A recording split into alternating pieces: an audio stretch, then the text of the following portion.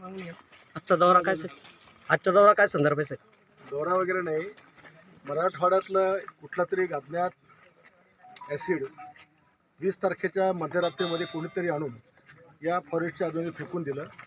ते ॲसिड इतकं तीव्र आहे, त्याचा स्मेल इतका भयंकर आहे की तो स्मेल माणूस म्हणजे मनुष्य प्राणी हा सहन करू शकत नाही. त्याचा स्मेलमुळे आजूबाजूच्या 500 मीटरमधलं जेवढे काही शेताचं पीक आहे हे संपूर्णपणे नष्ट होत चाललेलं आहे. वनाचं देखील नुकसान झालं. उभी झाडं त्या ठिकाणी त्यांची पानं सगळी सुकून राहिली आहेत आणि त्याचा शोध आता फॉरेस्ट डिपार्टमेंट त्या ठिकाणी घेत आहे. यापूर्वी अनेक वेळेस मराठवाड्यातल्या लोकांनी काही ना काही वाईट घटनांसाठी आमच्या या फॉरेस्टचा उपयोग त्या ठिकाणी केलेला आहे.